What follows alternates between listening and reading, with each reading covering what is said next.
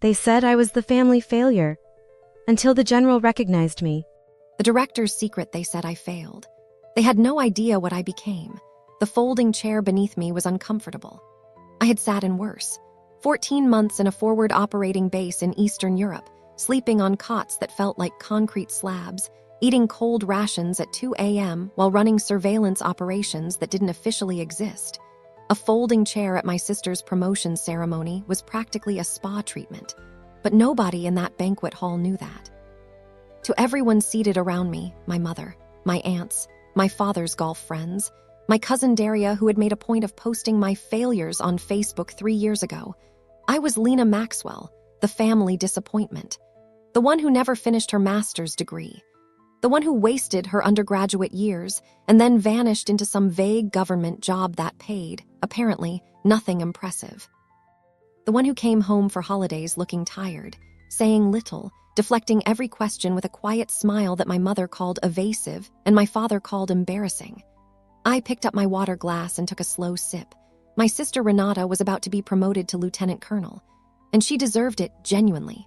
She had worked hard, served honorably, built a career in the Army's logistics division that any soldier would be proud of. I was proud of her. I had always been proud of her. That was never the problem. The problem was what happened after pride in my family. Pride for one person always required a comparison, a contrast, a villain in the story to make the hero shine brighter. I had accepted that role a long time ago. Lena looks like she hasn't slept in a week, my Aunt Patricia whispered to my mother, loudly enough for 3 tables to hear. My mother laughed softly. She works for some small contractor, data entry or something. You know how she is. I kept my face neutral. Data entry. Last spring, I had overseen a 7-agency operation that prevented a coordinated cyber infrastructure attack on 4 NATO member states. The operation ran for 11 months. I had not slept more than 4 consecutive hours during the final 6 weeks of it. When it was over, I sat alone in a secure facility in Brussels and ate a vending machine sandwich and felt nothing but the specific, hollow exhaustion that comes from winning a war no one will ever know you fought. But sure, data entry. My father leaned across my mother to look at me. You could have done something like this, he said, gesturing toward the front of the room where Renata stood at attention in her dress uniform. If you had stayed focused. I know, Dad has a purpose, he said. A direction, a title people respect. Does, I agreed. He studied me for a moment, clearly waiting for me to flinch, to argue, to give him something to push against. When I didn't, he shook his head slightly and turned away, the way people do when they've decided your silence is proof of defeat. I watched Renata at the front of the room. She was beaming. Her commanding officer, Brigadier General Theodore Marsh, stood beside her, silver-haired, square-jawed, the kind of military bearing that makes civilians instinctively sit up straighter. I had met General Marsh once before. He hadn't met me, not as Lena Maxwell anyway. The ceremony began. Citations were read.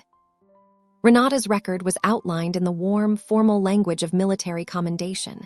Her logistics innovations, her leadership during a supply chain crisis in South Korea, her decade of service. The room applauded warmly. I applauded with them. Then General Marsh stepped to the microphone to deliver his personal remarks about Renata, and he paused, the way a person pauses when something unexpected enters their field of vision. He was looking at the audience. He was looking at me. I watched him process it, the slight narrowing of his eyes, the fractional tilt of his head, the almost imperceptible moment of recalibration that crossed his face before his military composure smoothly reasserted itself. He knew my face, not from a family photo Renata might have shared, not from a social encounter. He knew my face from a classified briefing document, the kind with a black border and a header that most people in that room would never have security clearance to read. He finished his introduction of Renata. She stepped forward. Insignia were exchanged. The room applauded again. And then, because General Theodore Marsh had spent 31 years in military intelligence before moving to his current command, and because men like that do not ignore anomalies, he stepped away from the podium and walked, calmly, unhurriedly, like a man simply moving through a room, toward the audience seating, toward me. My father was mid-sentence, explaining something to my Uncle Gerald about Renata's promotion timeline, when General Marsh stopped directly beside our table. The conversation stopped, not just at our table. At at the tables nearby. People feel the approach of authority the way they feel a change in weather, something atmospheric shifts, and heads turn without quite knowing why. General Marsh looked at me with an expression of careful, controlled surprise. "I'm sorry to interrupt," he said, with the measured politeness of a man who has never actually been sorry to interrupt anything in his life when the situation required action. "But I need to ask," he paused, reassessing. "Are you Director Maxwell?" The room did not freeze all at once. It happened in a wave. The people closest heard first. Then the ripple moved outward as the words repeated in whispers. "Director, director." Did he say director? Until the murmur reached the edges of the banquet hall and died into a silence so complete that I could hear the air conditioning. My father stopped speaking mid-word. My mother's water glass, halfway to her lips, did not complete its journey. Aunt Patricia's hand, which had been reaching for a dinner roll, slowly withdrew. I set down my own water glass. I stood. "General Marsh," I said quietly. "It's good to meet you in person, sir." He shook my hand with both of his, the grip of a man who was genuinely, if discreetly, stunned. "The Brussels operation," he said, keeping his voice low enough for the moment to remain somewhat private, though the silence around us meant that private was a relative term. "Your division ran point on the entire intelligence architecture. I submitted a commendation through proper channels, but I was told..." He paused. "I was told the director's identity was need to know." "It still is, technically," I said, "of course." He nodded once sharply, the nod of a man recalibrating everything. "I had no idea." He glanced toward Renata, who had turned from the front of the room and was watching us with an expression that mixed pride and something that looked almost like relief. "Renata never said." "Renata doesn't know the specifics of what I do," I said. "Very few people do." He absorbed this.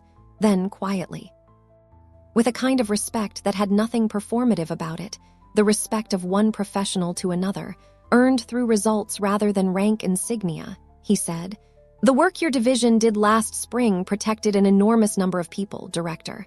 People who will never know it." "That's usually how it works," I said. He smiled, brief, genuine, and then nodded once more, and returned to the front of the room, and the ceremony resumed, and the silence around me slowly, cautiously, began to fill back in with sound. My father was looking at me. Not the way he usually looked at me.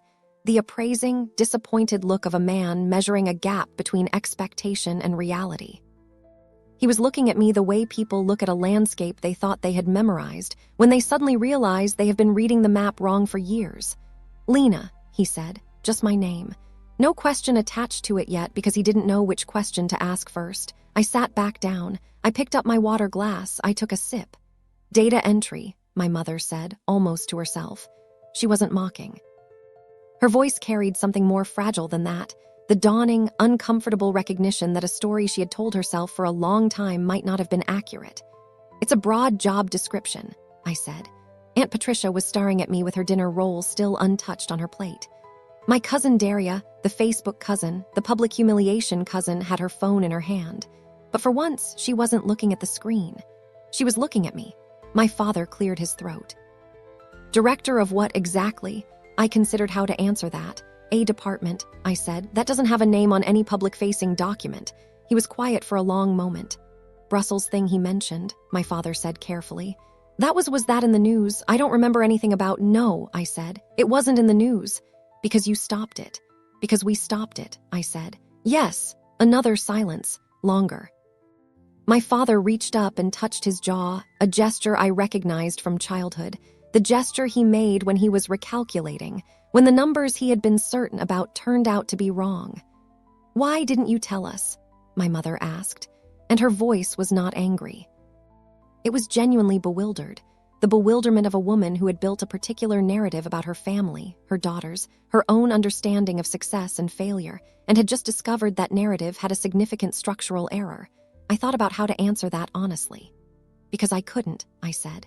"And because..." I paused. I chose my words carefully, as I always did in every context, in every room. "Because I didn't need you to know. I knew. That was enough."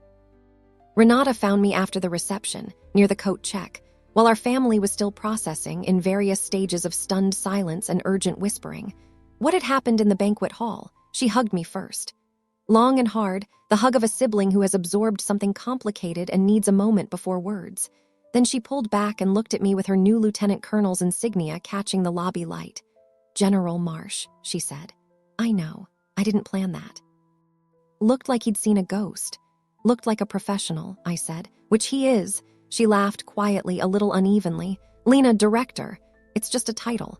"Is absolutely not just a title, and you know it." She shook her head. "All these years, every holiday, Dad going on about how you needed direction, how you were drifting, and you were." She stopped. "What were you doing? What is it exactly?" I smiled at her. "My sister." The one who wore her accomplishments openly, visibly, on her collar and her chest, in ribbons and insignia that the world could read. I had always worn mine differently, invisibly, in the weight of decisions made in windowless rooms, in the architecture of operations that existed in no official record, in the quiet knowledge that the world continued, ordinary, imperfect, arguable, alive, in part because of work that would never be commemorated at a ceremony like this one. "Keep things from falling apart," I said. Renata looked at me for a long moment. Then she nodded slowly, the nod of someone who understands that some truths are complete in their simplicity. "'Kay," she said. "Congratulations, Lieutenant Colonel." She straightened, smiled. "Thank you, Director." Outside, the night air was cold and clear. I stood on the steps for a moment before calling my car. My phone buzzed. A secure channel. A message with no sender name, no subject line, just a set of coordinates and a single word. Urgent. I looked at the coordinates, Eastern Mediterranean. I put my phone in my pocket. I walked to the curb. I thought about my father's face when he finally couldn't speak, not from disappointment, not from the absence of something he had always expected from me, but from the sudden, vertiginous presence of something he had never imagined. I thought about how it had taken one question from a general to dismantle 10 years of a story my family had told about me. I thought about how I had never needed the story corrected. I had only needed the work to be done. My car arrived. I got in. I gave the driver the address of a building that didn't appear on any public map. The city moved past the windows, lit and alive and completely unaware of what was already beginning to unfold. Somewhere in the dark, that would determine whether it stayed that way. They thought silence meant failure. They never understood that some of the most important work in the world happens in exactly that silence. Lena Maxwell had been protecting people who dismissed her. She had never once stopped. If this story hit different, share it with someone who's quietly winning while the world isn't watching. And drop a comment. Have you ever been underestimated by the people closest to you?